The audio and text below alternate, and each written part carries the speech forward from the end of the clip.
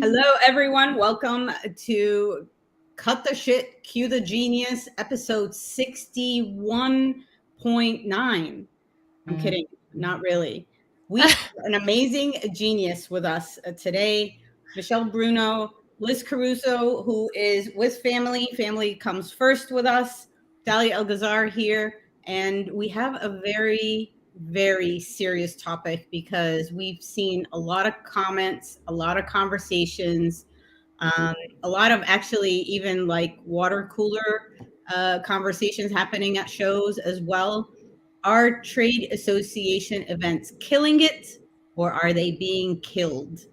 But before we start, let's introduce Kiki, which I don't know why we would, because like she's so well known. And if you don't know her, shame on you. If you're not following her association chat on Facebook and on LinkedIn, double shame on you. But I have to sing to Kiki. Kiki, do you love me? Anyway. Yes, You're yes. not prepared for that. I think there's people in Botswana that might not have heard of you. Kiki, There might be. Song. It's Kiki's song. Kiki. Welcome to the Cut the Shit Show. How are you? Thank you. I'm ready to cut the shit, Dalia. I'm great. It's so good to see both of you. I'm really, really happy to be here. And I'm excited to get down into the nitty gritty and talk about it. All right. So for those that don't know you, just a quick intro. Like, how did you start in this wonderful ecosystem that we live in right now? Yeah. Well, I got started working directly for an association, and an association that was based in the DC area, home of so many associations. And it was right at the front end of people figuring out how to use social media to bring people together.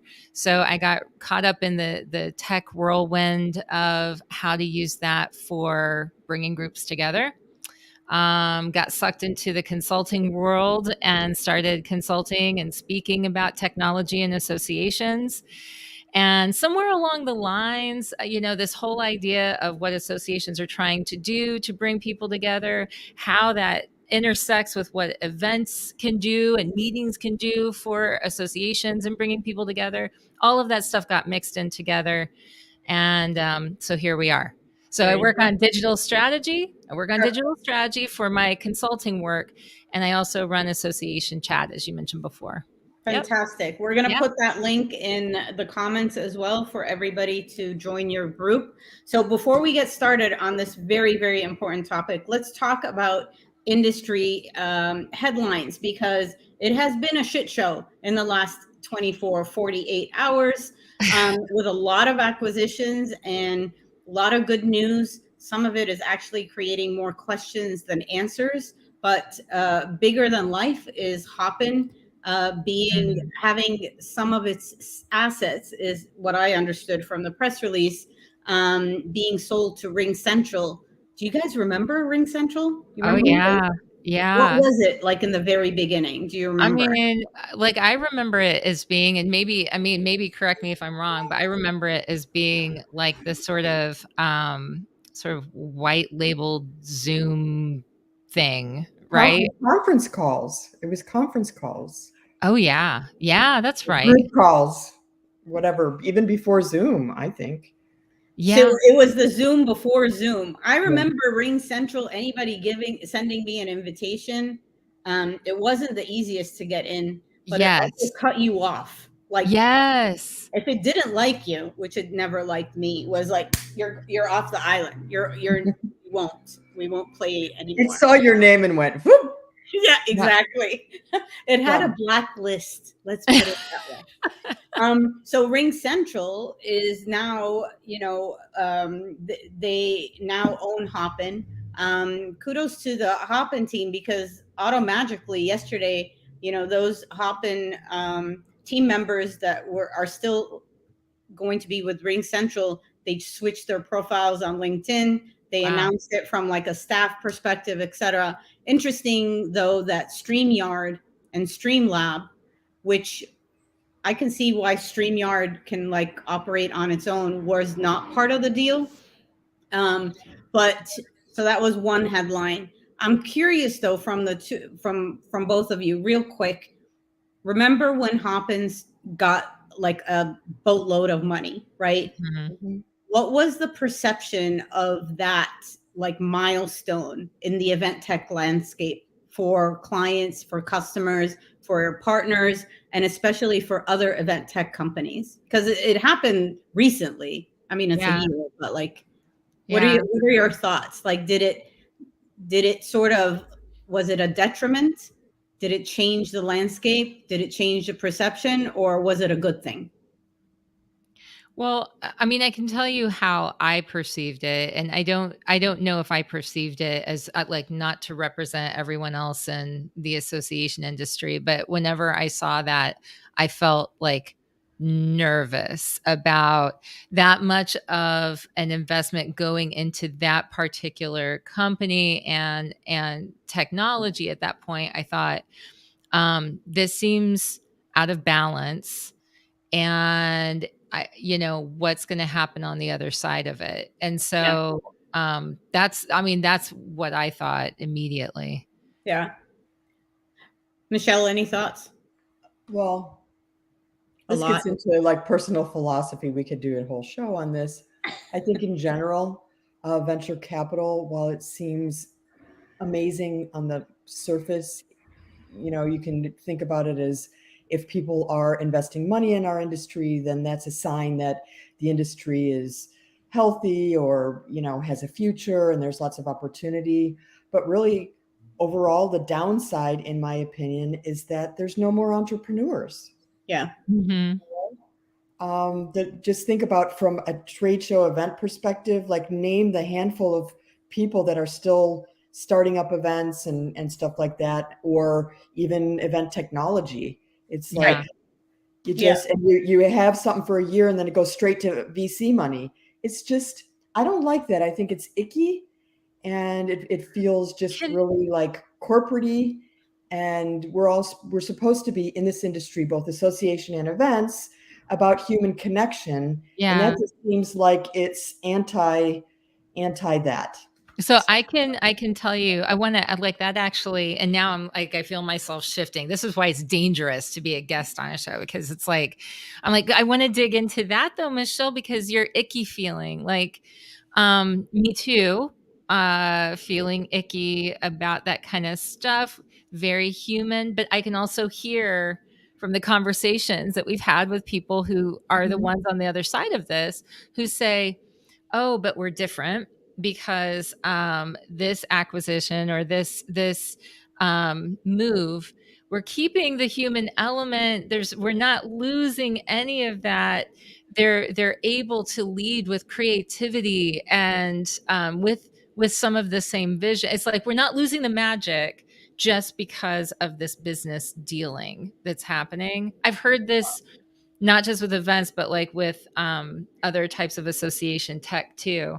And it's a really interesting thing when it kind of ties back to the same company, what that means overall And for. I They think, never do that though. yeah, That never happens. The first thing that happens is the original founder leaves.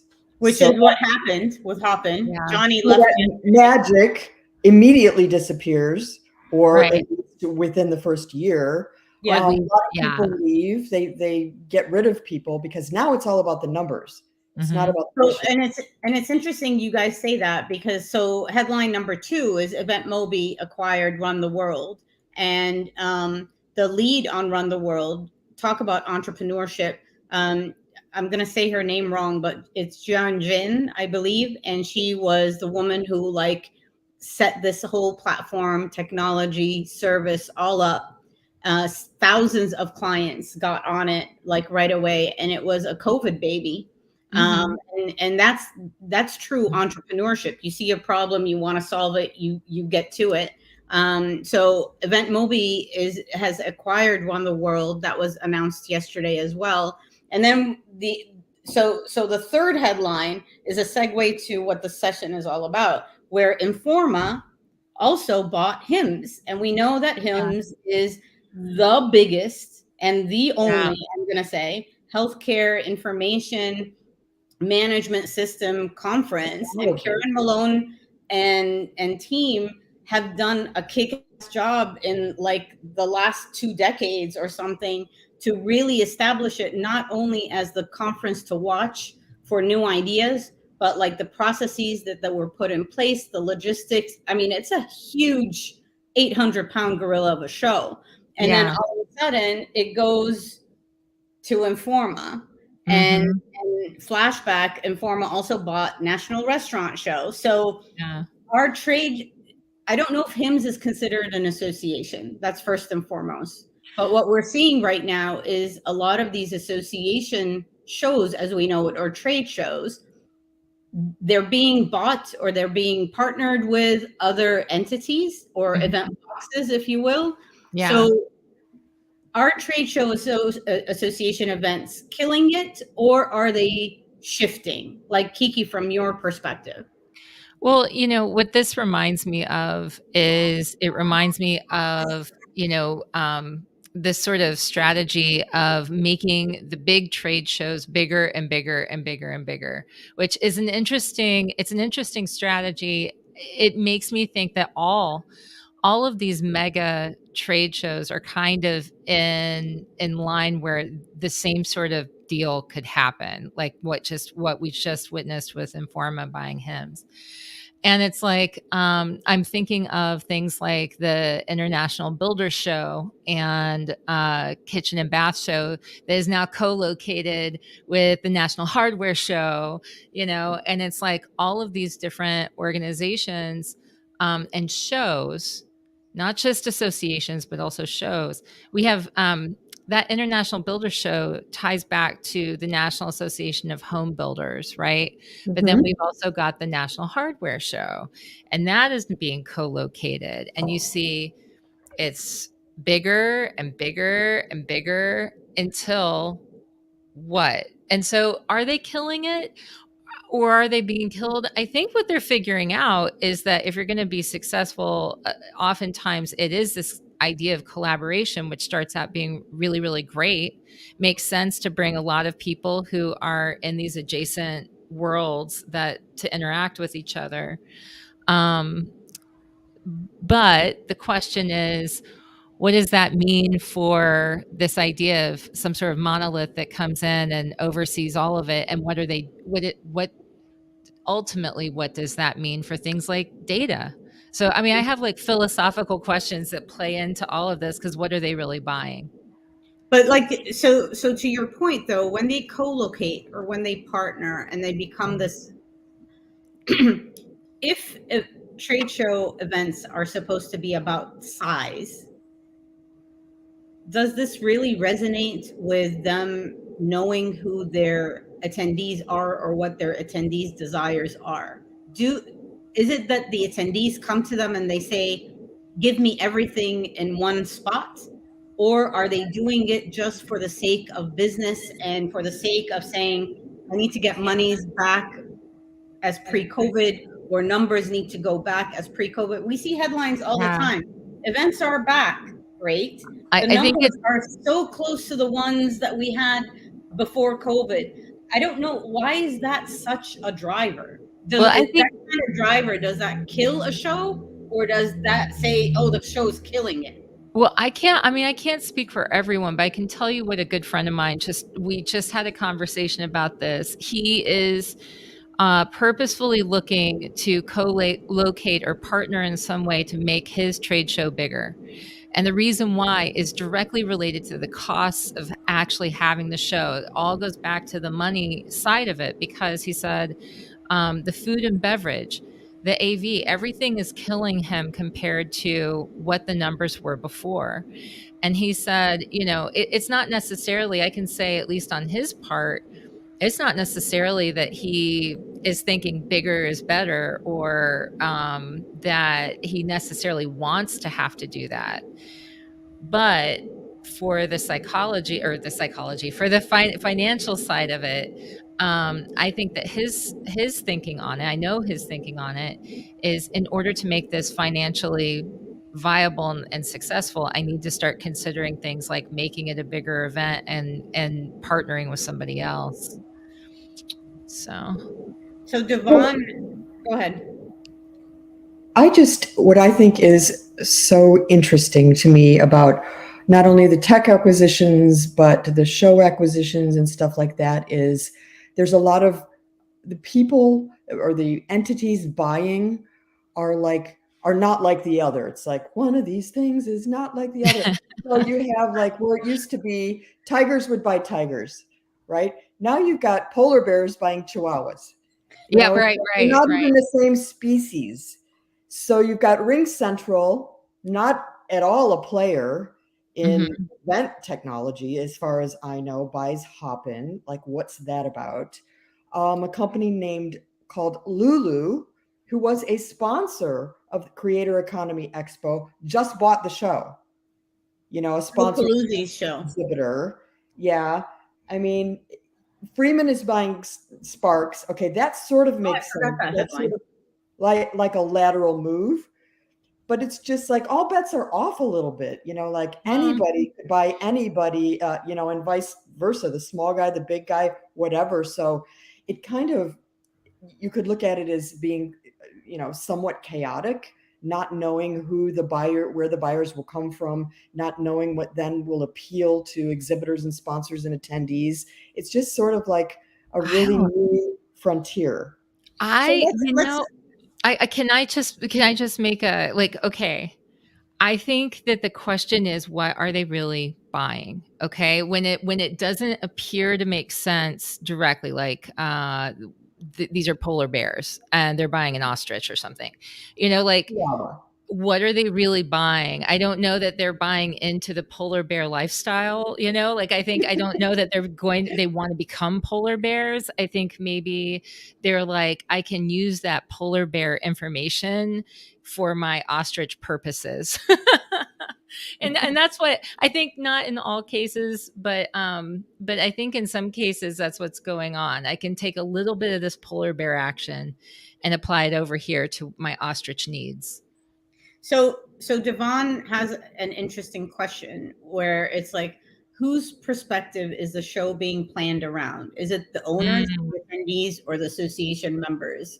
So what is the first answer that comes to your mind right now from just seeing what associations are doing when it comes to events?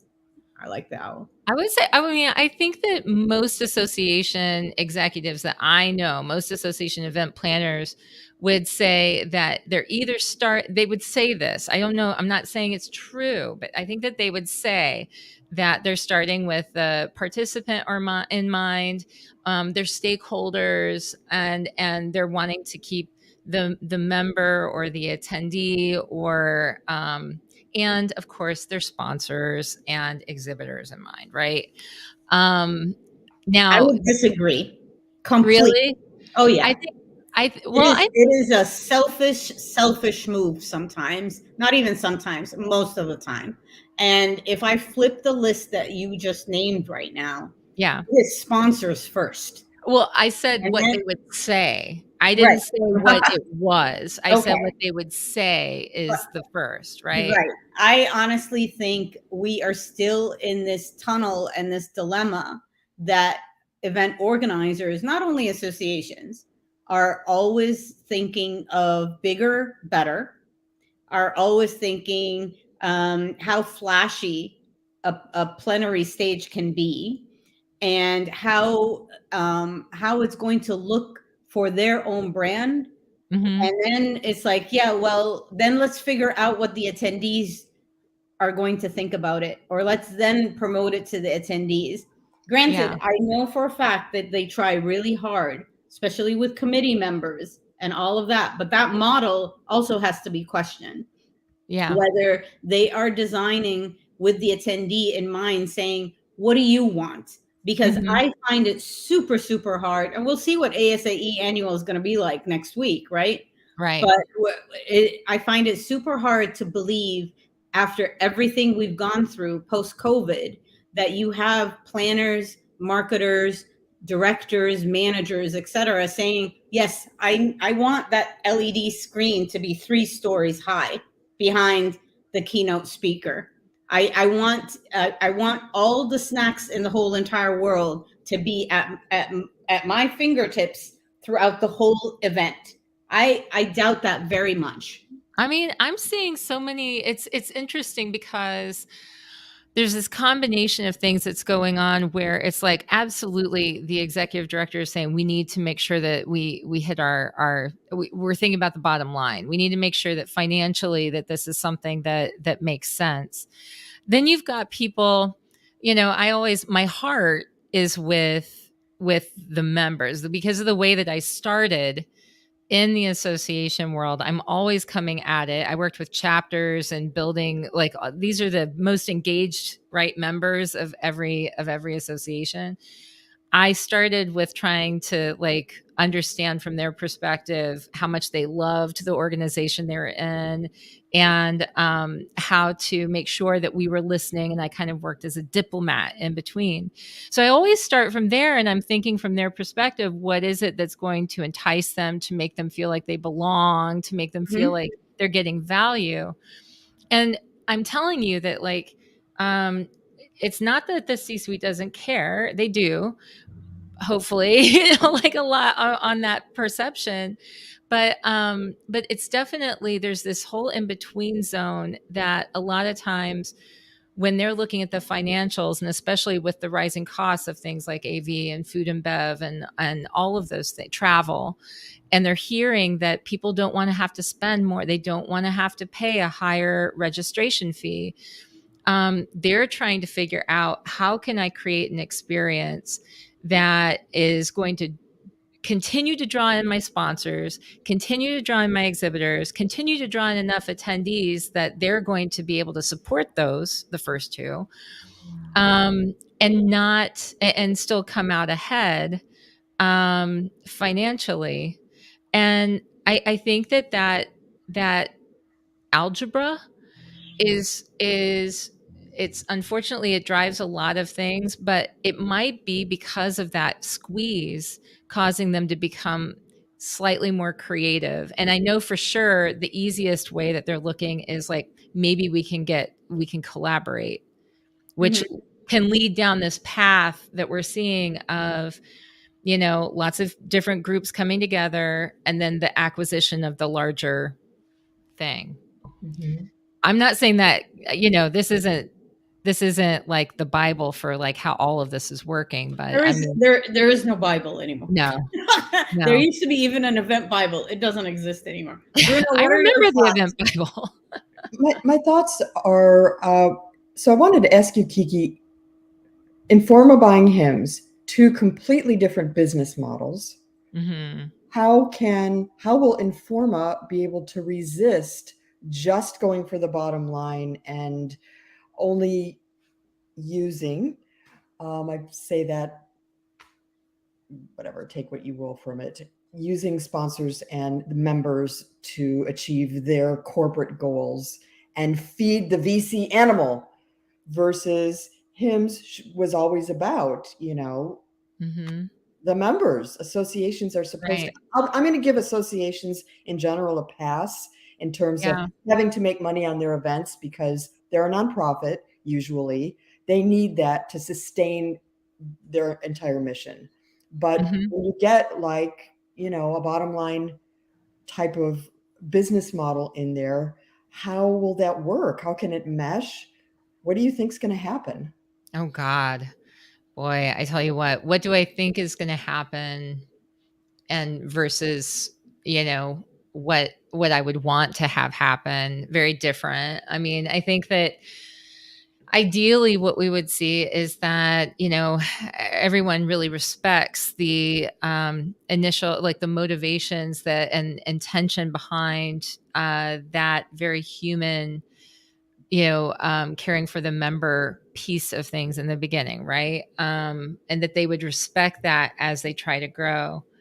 What I think will happen is, because we know that with all of this stuff, people, they say that they run out of time, that they have financial concerns, and I'm afraid that what will happen is that because of all of these things, it's going to be very easy for them to not pay attention ultimately to the experience of their primary stakeholders and the attendees. Mhm. That's what I think. And I really want to be wrong. I want to be wrong about that. I would love it if, like Devin, who's on here, like I would love it if they said, you know what, we really need to start and think about our design. We really need to start, and we need to make sure we get this right, because Or this their is the content, time. Right. or the trade show itself. Like, we need to make sure that we are staying on the path and we get this right, because people are going to watch us to see what we do. but here's the issue. Mhm. We've been asking them to do that forever. To change and be more creative. Forever. So not to be Yeah. killed. So we have been asking them design different. We have been asking them strategize different. Like, we also have been asking in the sense of do the content differently. Yeah. So we have we're gonna do a 10-minute like flip the script here, so that we're not Debbie Downer and killing everything, because we can kill everything for sure. I just want to say, okay, like if we talk about things like converting people, to understanding why things like event design and caring about content and caring about the attendee, why this is so important. And I'm an evangelist for, like, look at what associations can do. When you bring people together, we can change the world, right? But think about it, and I don't mean to be sacrilegious, I don't. But look, we had, a prophet who was like, we're talking like Jesus, okay? Like, even so, it took a really long time to like convert a lot of, and it's a struggle, right? And that's like somebody who's like, walking on water or something and changing. I'm not walking on water, neither are you. I mean, I think you could, because I love you guys, but I'm just saying that, like, we have our work cut out for us to convince people. And it's not that it's impossible, but it's probably not a huge wave of everyone who's suddenly going to see why it's the right way to begin putting the stakeholders, first, As a right? priority. And as a priority. Yeah, I don't think that they don't see it or they don't know how, like Devin is suggesting. It's just that creativity comes with a cost, and the benefits are more long term. It's easier for these companies to come in and dip into their template and their cookie cutter bag. Yeah. So I'm just going to now overlay this on an existing successful event, and it's going to make me money. Well, to piggyback, I mean, incentive to be creative. yeah. It means that I then have to that my payback period is more protracted than if I just put a cookie cutter on it, and there's no incentive. That's Well, my the other part is it's not only about the incentive. You are asking them to change their business model. Yes. You are asking In a lot of them to cases. change the way they did everything. So let's end on this note, right? If we are advising, because like we kick ass at this, and Devin, we need to hear from you and Marin and everybody that's listening. If we are advising trade associations to kill it, not to kill, but to kill it for their events, Yeah. what are like 3 quick ways that they can do it? Kiki, I'm going to start with you. All right. Well, I would say, start with that idea of belonging, all of that work, that like with the belonging index, that people like Naomi Claire Krellin and Megan Henschel and David Allison go and think about, that piece of belonging. And the reason why is because if your people who are showing up feel like, whoever they are, feel like they belong and feel like they're getting they're going to get value out of that experience, and that connection that they make and those relationships that they make and how they feel about that experience is going to translate into them wanting to come back and continuing to see value in having the opportunity for that. So that can't help but grow. So it makes me think of ASAE. What they do is, the annual meeting, you go into the big plenary session, and it's this big montage of you, association executives, the world is in your hands. This is your purpose. You are making it happen. It's all about people and change and all of that stuff.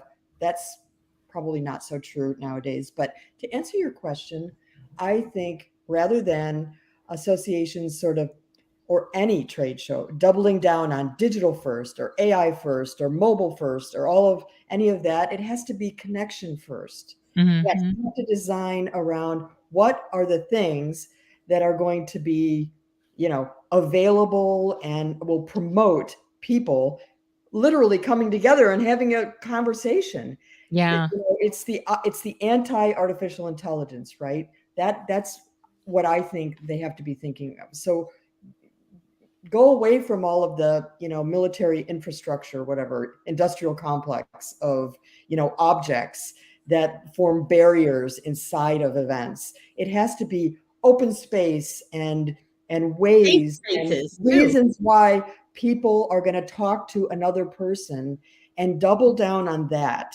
And I think associations are privileged in that way because they already have a membership that wants to do that anyway.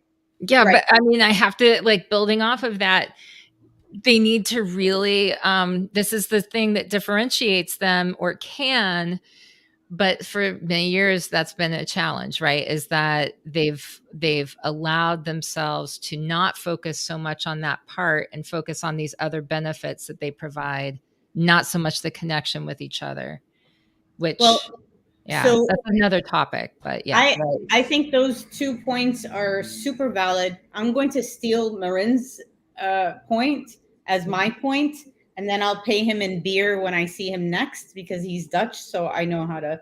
We're good. Work that. But exactly, we know how to work that. But Marin says if they could just turn companies inside out, putting those without cookie cutters on the top of the pyramid, I'd love to see what happens.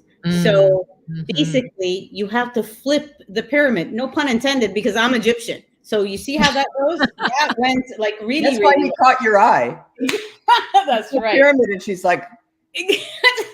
But here's the thing. The beauty about this is, like, you really truly have to start off with just asking the questions. Those people that are in the pyramid, outside of the pyramid, talking about, like, what if we don't have a trade show floor? What if you have, what if you actually, the breakout rooms have a big flip chart on the outside, and some of them are safe spaces where people want to go in and bitch and moan about their leadership or, like, not agreeing to a strategy, all of that.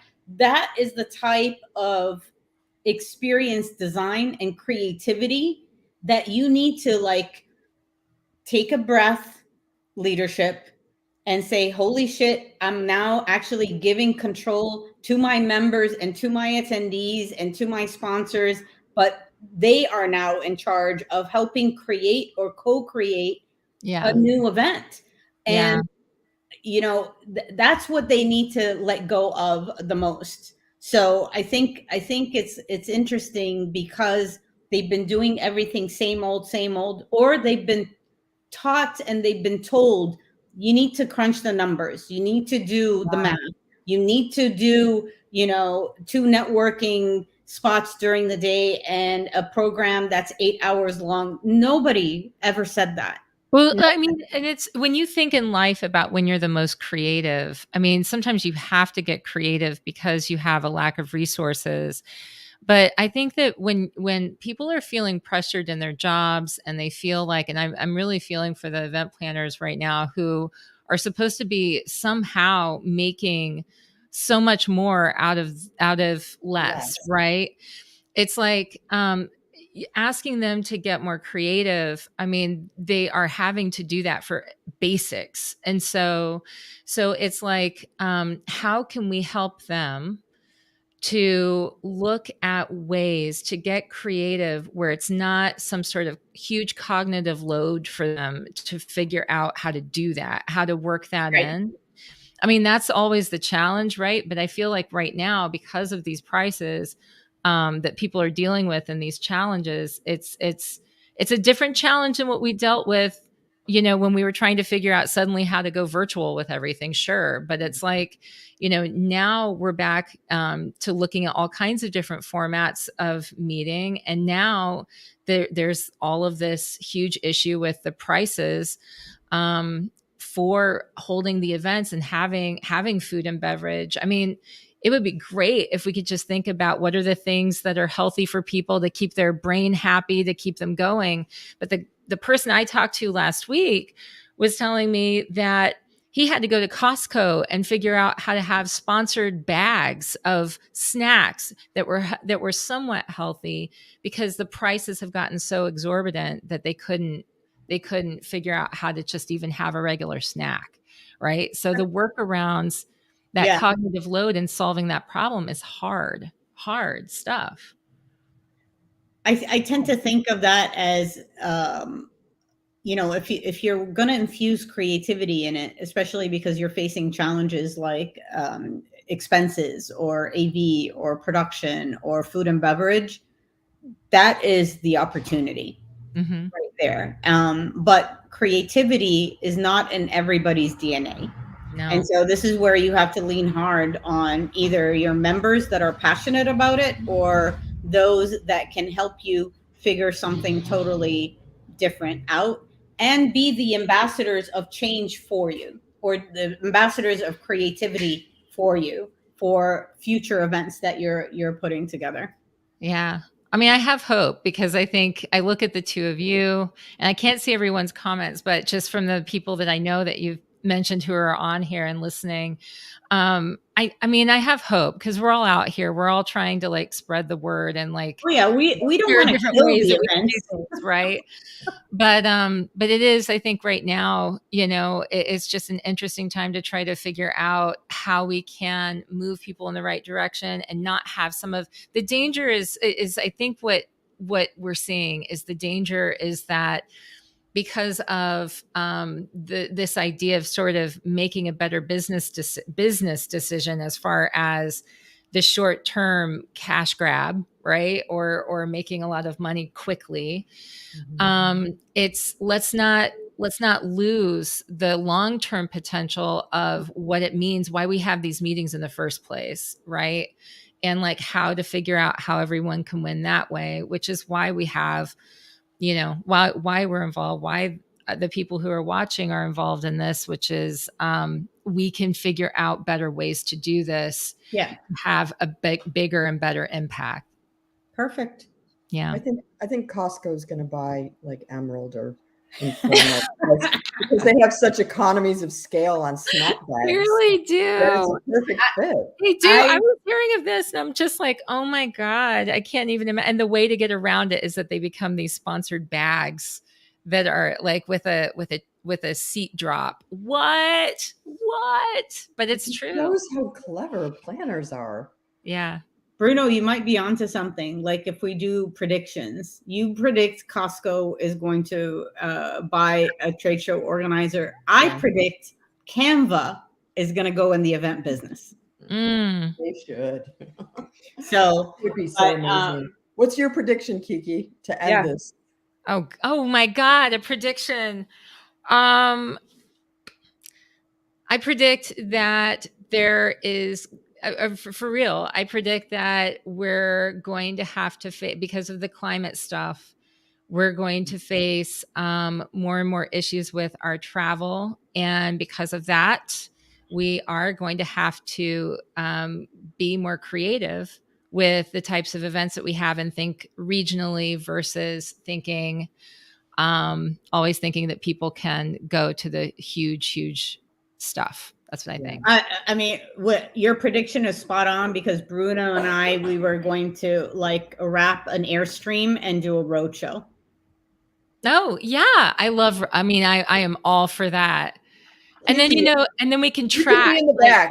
We'll throw you in the back. We'll throw me in the back. Airstream down the road. We'll hitch a little car or actually, no, it's going to be a little like seating area. So you can have your tea and your book.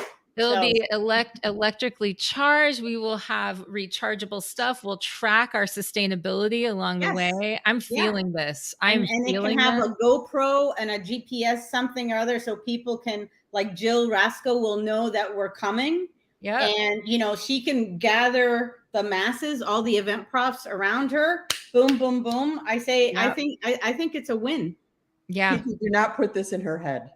I want it to Not. happen. Are you kidding? I'm already ordering bumper stickers. Don't tell me this, Michelle. This has gotta happen.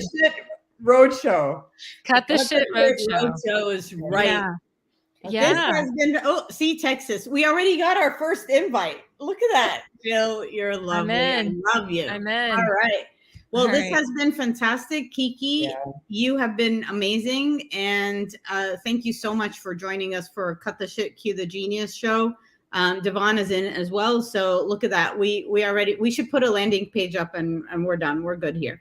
But I'm going to see you next week in ASAE Annual. I'm bringing the white cheddar popcorn. White cheddar popcorn. Make sure you sit next to each other and hold hands when that montage comes across the stage.